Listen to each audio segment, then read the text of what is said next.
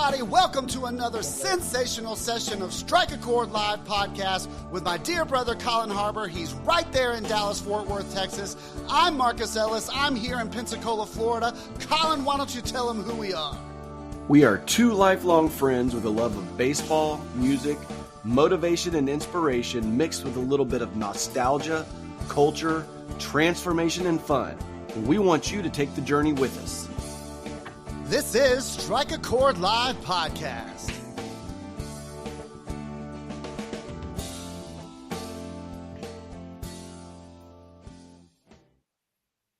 You know, one day I'll get it right. It's so funny. Good morning, guys. Welcome to another sensational session of Strike a Chord Live podcast. As you heard, that is my brother, my co-host, Colin Harbor. He is in Dallas, Fort Worth, Texas. It is 6:30 a.m. on March 1st. It's March 1st, if you can believe it, 2023. And of course, coming back for more, second session with my dear sister, Shelly Jean. Good morning, Shelly Jean. What's going on? Good morning. Good morning. Good morning. Excited for this session. Let's do it. It's going to be great. Hey, one thing I wanted to mention that, we did the National Calendar Days a couple of weeks ago. And so I looked at it yesterday to see what March 1st was. And there's a bunch of stuff, but of all the things, it's also National Happy March 1st Day, believe it or not. So we're celebrating National Happy March 1st Day today. Well, that's something to celebrate. It is, no doubt. But I think I heard it was National Women's Month too. Ooh, probably. I would look it up again, but when I have too many things going on my computer gets a little bit excited, and so I don't want to mess it up. But yeah, I missed Friday, but you two had a great session, and just to remind everybody, we had it in the opening clip, but we do like for people to follow us because we do like to promote some of this stuff and put it out there. And I think it's useful for people and helpful. So if you can go to YouTube, youtube.com at Strike a Chord Podcast, if you could follow, it would be very much appreciated. I'll only probably say that 6 more times during this session. I love it. I love it. The way you pitch. Hey, Ryan Little's here. I love you, Ryan. Good to see you, bro. Peggy Gossman is here. Of course, Peggy Gossman is here every single session. She's probably the biggest Strike a Chord Live podcast fan. So we love you, Peggy. Thank you for being here. So let's pick up from where we left off. I guess let's give a quick synopsis, Shelly, because we only have 30 minutes. And then I want to, what I think we could do is I want to tell people what you're doing now, and let's promote Shelly. And let's get all your stuff out there. Good morning, Summer Star. I love you. Good to see you. So let's just recap real quick. Tell your story. You were in the adult entertainment industry, and go. Thank you. Yes. So for me, I'm a mom of 3. And during my kids' growing up years, I was a topless entertainer at an elite nightclub in Minneapolis, Minnesota. And that's how I take care of my kids. I wasn't on welfare, wasn't on food stamps, took care of take care of my kids. And there was such a negative, and there still is, obviously, around that industry. And one thing too that, people fail to understand too, is that I was contributing to society as well. Though I pay my taxes, I buy food, I buy, all of the things. Spent, every single time that I could with my kids at baseball games, softball, football. I was able to do all those things. So people either knew or they didn't know, and those that did know were my closest friends. And now I'm just beginning to share out loud with everybody the what I did for a living. And what I want to do is I left that industry a broken millionaire. And my goal is to impact this industry, and I want them to feel fit, fabulous, fired up in emotionally, spiritually, physically, and financially, and to give them a clear path and a clear plan to move forward in their lives. And that's what I'm here to do. As I was going back and watching Friday session and the clips, I think that was one of the things that stood out the most to me. And by the way, we thought we'd test you to see if we threw a bunch of different screen layouts, if you would be able to keep the concentration. But the last part of what you just said not the fit, fabulous, and fired up, not the broken millionaire, all those things, but you got to have a plan, and you got to have a plan. Not obviously if you're exiting an industry that's where there's a lot of allure, maybe a lot of cash, a lot of glamour, a lot of, there's negative sides to it too. Don't get me wrong. I certainly understand, but you got to have a plan, right? That was the thing that stood out more than, and I guess that's the exit stage left is you can't just, I mean, you need to run if you want to, right? But then you got to have a plan to get to the next step. Oh, and I went, my very first well, it wasn't my very first, but one of the most impactful events that I went and I had bought into a coach and a mentor. And it was about a year after my son had passed away, actually coming up next week on 12 years. And during that time, I went to Stockton, California. And that was one of the biggest reasons I went is I didn't have a plan for anything. I didn't even know what to do. And being in the industry was amazing and interesting because I was around millionaires. Like we had them. We have politicians, millionaires, football stars, you name it. They were in our club. And I didn't even know how to ask the question. It was, looking back on that, I'm like, oh my gosh, I like how sheltered was I that I didn't even have, and too afraid to go outside of my circle of friends. First of all, like I just kept a very tight knit little community, didn't go outside of that. So I didn't learn. So I wasn't able to grow. What I did do though, is I learned how to be the best entertainer I could be inside our club. I was entertainer of the year 3 different times. And that was my big thing was a Smiley. Like nobody, like people that didn't even know my name, they were just calling me Smiley.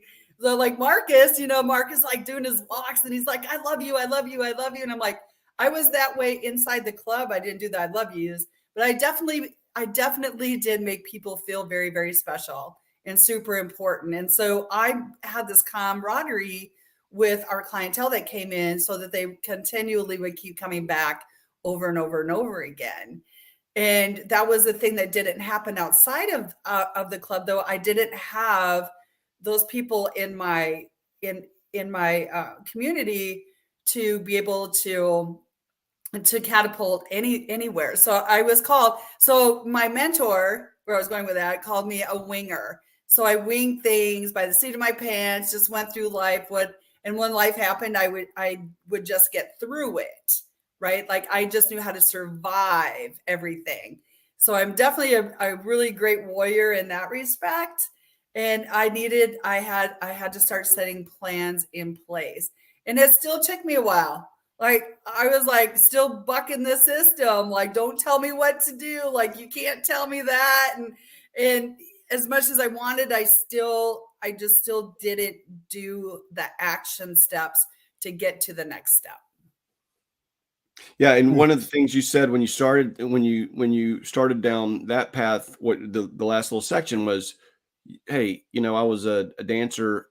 I did my best. I excelled at it, right? And that's one thing, that I was thinking of is whether you're a mom, be the best. If you're a guy that buys houses for cash like Marcus, be your best. If you're just kind of a drifter like me, be your best, right? So you just kind of the focus on being your best at whatever you do, I think is important too. Now, people may say, well, that's not hard or this is not hard. Well, that's not true, right? There's so many different things that if you're going to be a politician, be your best, right? I mean, every profession, every non-profession thing that we do, whether you're, exercising, parenting, siblinging, I don't know if that's a word, but you know what I mean? Be your best, right? Exactly. And I love that you said that too, is that's one of the things too, is like, dancing is not hard. And I was like, are you joking? Like I'm taking my top off for a living and I'm standing in front of people. Let me tell you, that's extremely hard. And even though I did it for 17 and a half years, people talk about going on a stage to speak and they talk about no matter how many times they've got up in front of people, they still would freeze. Or have this anxiety. The same thing happens in that world too. And the way I looked at it too in our club was theatrical. And because it was acting, like we go in and it was a certain, way of acting, a certain way you had to look. There was a lot of rules and regulations that you had to follow. And I was telling Marcus last week, and if anyone watched and listened to your guys' last podcast, one of the things that we talked about was that very thing, is that the guy who created this new club wanted to change the negative connotation about this industry. And he did that with the Solid Gold Club and the Pure Platinums down here in Florida. And he did an amazing job, on doing that. And then it just kind of crept back into the old ways of doing things. And that's when I said, nope, we're going to talk about this, and we're going to change, and we're going to empower these young men and women to do something different. And I told Marcus too, I am not telling people and asking people to not go in the industry. What I want to do is empower them to have the tools to be able to take their money, invest it wisely, do the things so when they leave the industry, they can be empowered with their money and not be broken souls again. Yeah, there's probably nothing worse than maybe deciding that you want to leave something, any industry, but let's say that industry, and to leave, to exit stage left, and then have nothing, right? Exactly. To have nothing. And I think that, actually it hadn't really dawned on me what you were talking about until just then, that, I mean, hey, everybody needs help regardless, right? And regardless of age, regardless of situation. I don't care if you're a baller attorney, you've got investment advisors, right? You win a case and you get a big payday, you're investing it with investment advisors, you're putting it in certain things. So why should any career, profession be any different, right? And then, of course, again, I don't know enough about it. I'm talking a lot because I wasn't here on Friday, so I'm trying to get my words in, right? I know you're doing great. Here. I love it. But keep going.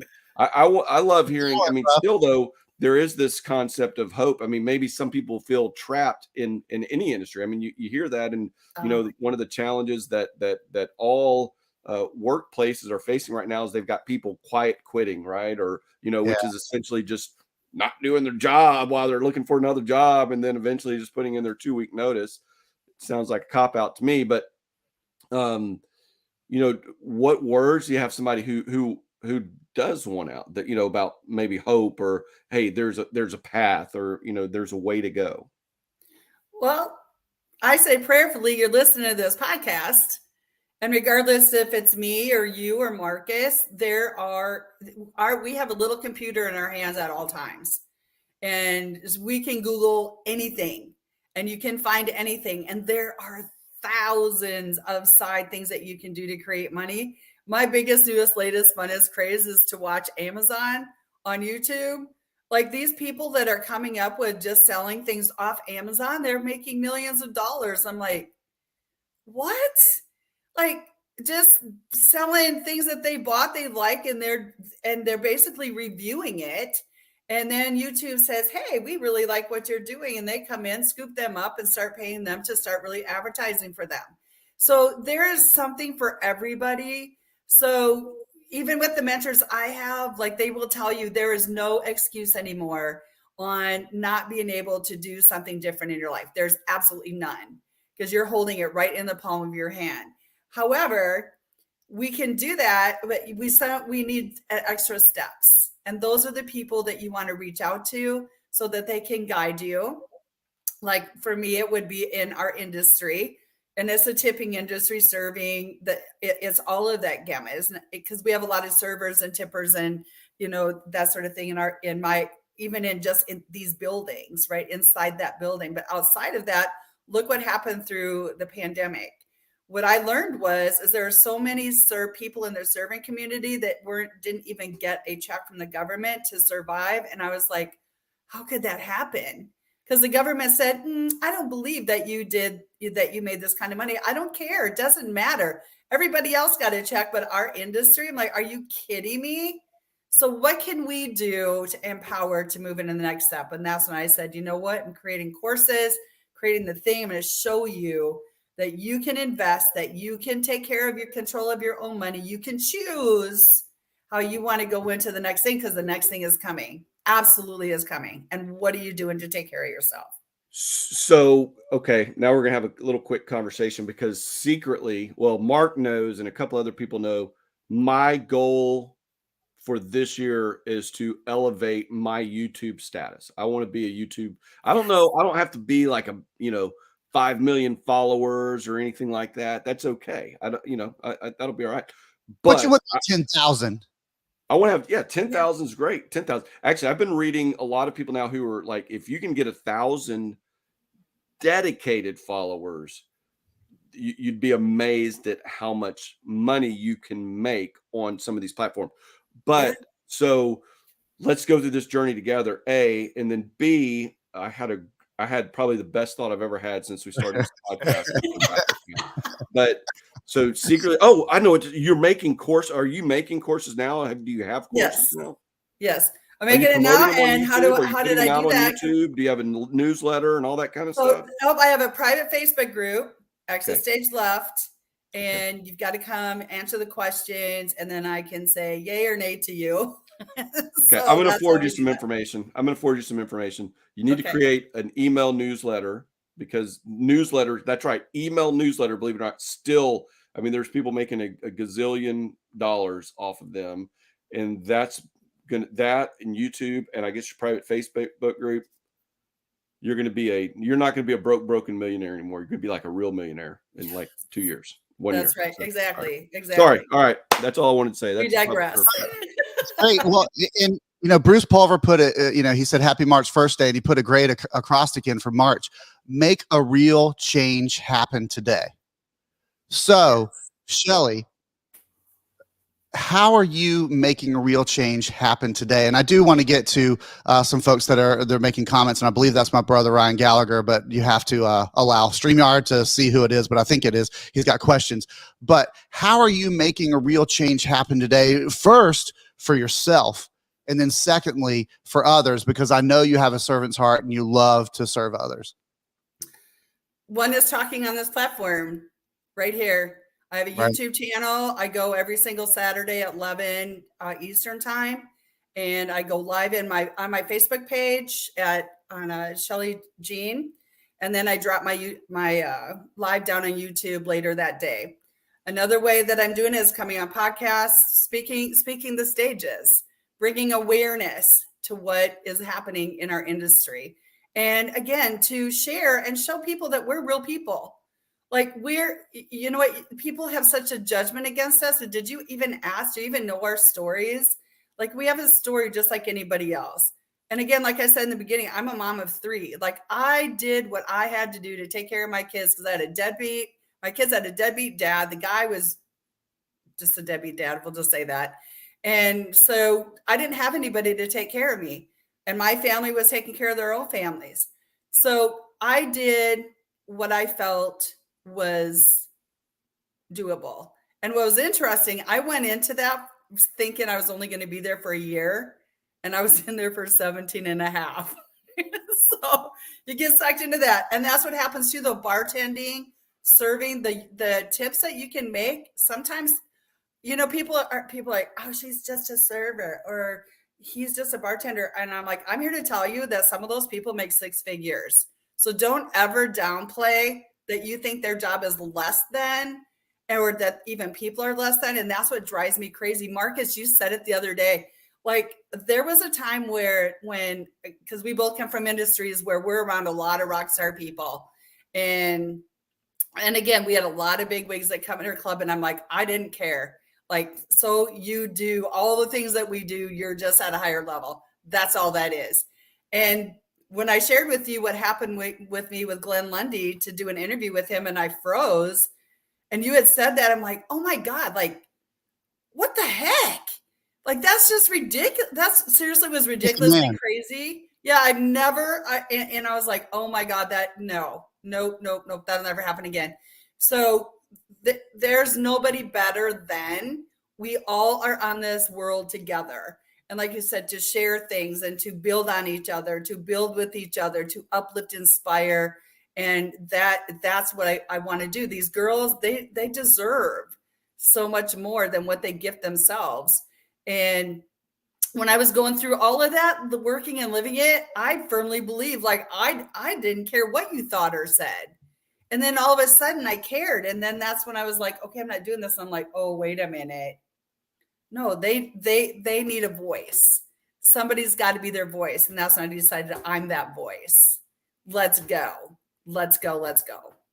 Let's go. There's your clip right there, Colin. My takeaway from that, and then I'm going to ask you another question and we'll put you on the spot. But my takeaway from that is that let's say that was a less than desirable situation, right? I mean, it's you. I know that you were in one of the elite clubs. You weren't in what I call the truck stop, dance club, right? Yep. You were in an elite club, but it was less than desirable. I mean, it's not healthy in my opinion. But my takeaway from that is that you were thriving in a less than desirable situation, that you picked yourself up by the bootstraps and you said, this is my ride or die. I'm going to make the most out of this situation I can. And you thrived. And so to me, what I'm super inspired about what you just said, there's plenty of people out there that are going to watch this live. They're going to watch this after the fact that are in less than desirable situations. Like we talked about, you were scooping poop. There are people that are scooping poop for a living, but they're really good at scooping poop. And that's okay. Yep. Right. And so, no matter what industry you're in, even if I make every effort to whatever I do to make money, not to hurt people. Right. But even if you're in some sort of industry that's hurting people, we've already talked about it, you have to do your best and you have to thrive and you have to keep a good mindset about you or else it's going to swallow you whole. Here's my question. And I've heard you say this before, that you're not trying to stop females from getting in the industry and you're not trying to get females out of the industry. Why not? Why not? Why are you not trying to change the physical trajectory of someone's life by stopping them from getting into the industry or getting them out of the industry and let them know that they can do so much more like you?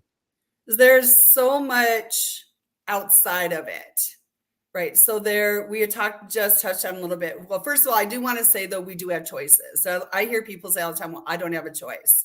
Yes, you do. We always have a choice. And yeah. So when going into this, what you're asking me is some of these girls do have a choice, but they don't have a choice. Like it can be life-threatening for them. It can be life-threatening for their families. And it could be even life-threatening for me and my family. And I do have to protect my family, and I will. And again, I'm Mama Bear and I will protect. And it took me a minute too, to get to that place. Was this something I really want to do? Because I have grandkids and I want to make sure that my grandkids are protected. So that's why I am very, very clear that I am not saying to you, do not go into this, because you may have higher factors going on behind me that I know nothing about. And that I'm sure that other people on this call will know. And I know that there are people that are big into human trafficking, all these things. And it's awful. And I know it's in the industry. And it's huge. And it's not just my industry though either. Again, it's everywhere. So I do want to be very cautious about that. And did I make it about me? Yeah, I kind of did. But at the same time though, I want to empower these young men and women to, like you said earlier, Marcus, for hope that there is other things. So if I can even just say, hey, you got to at least step your foot outside your group. Like step your foot outside of that circle. And again, you have a phone at your hands. Like you can find an answer. Like there's always a solution. So I don't know is not an answer. And even my kids say that. And I'll say, if you did know, what would it be then? Like there's always a solution. There's always an answer. So that is one empowerment idea that I want to give to someone else, that don't tell me you don't know and don't tell me you don't have a choice, because you do. There's going to be a way. And even in the industry, there is a way that you can figure out a way how to get out of that and move into a different direction. Is it hard? Absolutely. I know for a fact that, Glenn was working with a trafficking company in Nashville. We did a whole big, few day, bringing funds in for that. So yes, there is that. And that's why I said I'm not encouraging people to go in, and I'm not saying to go out, because I don't know what your circumstances are outside of that. And I fortunately was very fortunate to work in a club where we didn't have any of that. So, and if they did, it was something I never saw or heard. That was probably how discreet that was if it did happen, but not even, but I'm certain that it didn't during when I was there. So. Wow. Go, Colin. Yeah, no, I like that's great. Thanks for sharing that. But I do like the approach of, hey, look, here's the tools, right? Here's the tools to get ready. Here's the tools to prepare. Maybe if there's other people that are focusing on, hey, you need to get out of this industry and this, that, and the other. You've decided to take a what I consider, I don't know a lot about, all the options of people helping, but a pretty unique and cool route of, hey, I'm just trying to tell you there's the tools and the ways to work and the ways to prepare yourself, the ways to be ready, the ways to have a plan, the ways to have all of these things. And that's a great approach, I think. Well, and that's the thing too, is like, what do you do now? Like, what do I do? Like when I left, I had no idea. Like I said, I had no plan in place. And next thing you know, I'm going from job to job to job to job. And my kids, my daughter especially, eye rolls me. She's like, oh my God, what's my mom doing now? It's like, and like right now, she doesn't even know what I'm doing at all. Like I just said, you know what, I'm not going to say anything till I do the thing, right? So I'm actually right in the middle of writing a book about the industry exit stage left. And I'm super, and this is how this even got even more more in the direction of exit stage left. Because as I'm writing the book, you really get to learn a lot about yourself. And it's just been an amazing journey. And so I'm right in the middle of doing that. I hired, a coach and a mentor to help me write the book, to show me what I needed to do and to do all the things. And out of my book is going to be created courses. And I'm super, super excited about that. That's remarkable. I mean, it's just amazing. We have 3 minutes left, and I want to ask you this question because I know all three of us are Jesus lovers. So how do you incorporate, or how do you approach people in the industry and tell them about your faith and about Jesus and how that helped you get you out of your situation? Or do you even approach it at this point? So that's an interesting and great question. And no, I don't. And here's the reason why. First, a lot of these girls and a lot of these guys, first of all, have got to like themselves first. Right. And I mean, like that's a big thing. And then my story gets to be shared. Like I walked away from my faith. I shared this last week. I hated God. I hated everything about him. And what I realized is that God was doing things for me and not to me. Right. And so even sitting here today, I get to talk about these things because God has me planted with you guys for a reason. Amen. So he wanted me to go through all these things so that I can make this my mission to share that he had me doing the things just like Jesus. Jesus walked, the earth and did all these wonderful, amazing things for people and a healer. So I feel like I'm a part of the healing process. Ooh. Part of that, going in and sharing the tools so that people can have a better way. And I just share, and they get to decide, again, choose whether it's something that they want to follow or they want to think about. And at least I get to be the seed planter. And that's really my goal is to be the seed planter. You just gave me chills. Yeah, that's great. The seed planter, but we talk about Jesus, and I think Mark mentioned to you before that my dad was a pastor. I'm not a pastor, but I watching The Chosen just really, if you've seen that on Amazon, really kind of changed even though I grew up in the church, it just totally changed. And I think if Jesus encountered a topless dancer at one of the top clubs in the country or whatever, he wouldn't condemn them. I think he would say, he would look at him and say, oh, well, how's your profession? How's the business? How's you make a lot of money this week? And then he would focus on something else, right? He would focus on the goal. He would focus on why he was here. And, I think your focus is more on planning. There's no shaming people. There's no, you said that, that there's all different reasons that there's different reasons people work in different careers. Let's put it that way. And I don't care if it's an attorney or a topless dancer or whatever, right? Exactly. There are different reasons. And you know what? Sometimes they probably just need somebody to talk to just like everybody else. So exactly. Yeah, that's such a great point, Colin, because I mean, Jesus already did that. He already he grabbed Lilith and he gave her a hug and he exorcised the demons out of her, right? It was already done. So I love that you brought that up. If and when Jesus is going to be in front of somebody in that industry, he's just going to give them a hug.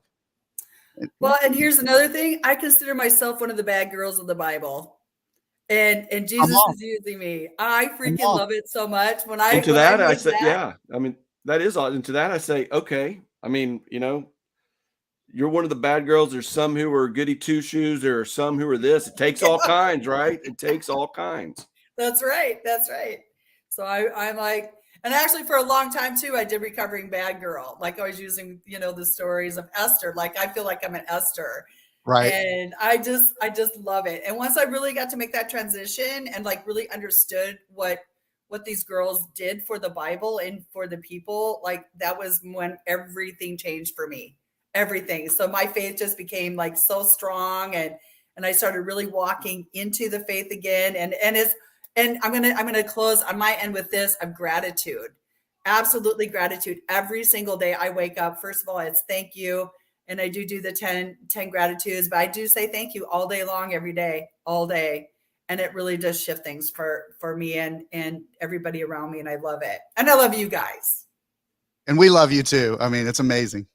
Yeah, we love you. Mark, Mark loves you, right? Because he's probably told you 900 times and ever since he's known you, right? You know that. Mark's good at that kind of stuff. I'm not. Well, real quick before we close, I want to acknowledge some folks. Like I said, my buddy Ryan Gallagher is here, but Linnell Burns is here, who I dearly love. Linnell, and she said that you can use all the experiences, and actually we're going to have Linnell on, but you can use all experiences. Nothing is wasted. He without sin cast the first stone. Boom, right? Don't throw those rocks in the glass houses.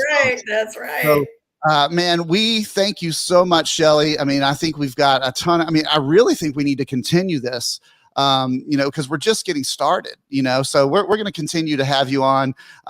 We've got a phenomenal session on Friday with Chief Skyhorse, Dan Helms. He's going to be on. He's the chief of my Santa Rosa Creek tribe here, the Santa Rosa Creek Band tribe. And we have some exciting things going on with working on a bill for state recognition. So we're going to have Chief Skyhorse on Friday. But we just want to thank each and every one of you for watching live, for watching after the fact. I'm going to put up the banner here because we really, really, really would appreciate it if you guys would follow us on YouTube. And I got to find the banner here. There we go. We're building us on YouTube. And if you're watching any videos, just smash the like button, as they say. I don't care if you like the video or not. Just smash the like button. Okay. Period. You can dislike it if you want. Here's the funny thing before we go that somebody said something to the effect of like, I was talking about ballers in the clip, and then somebody said, if these guys are ballers, like, these are two ballers, question mark. Well, the other one is there was a clip yesterday and it was you talking about going to more dead shows or whatever. And somebody put a comment out there that said, typical deadhead genius or something like that. Yeah. I love the comments. They are funny. They are. Yeah. Funny. I appreciate the negative ones just probably more than the positive ones, because that starts a conversation and a debate, and we can debate about all these things. And Shelly, we can continue this conversation and have you back. We'd love to have you back, and we can just continue to springboard from here.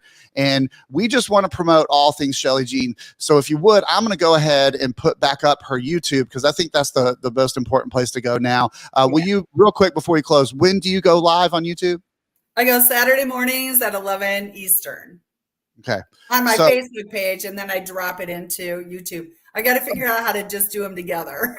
We can help you with that through StreamYard. So there you go.